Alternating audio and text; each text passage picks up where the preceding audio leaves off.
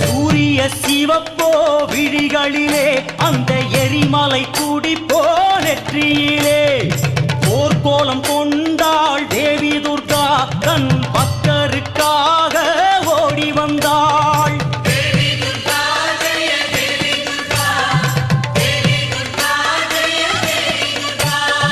யுத்த பூமியிலே தோன்றுகின்றாள் தன் சூரத்தனங்களை காட்டுகின்றாள்.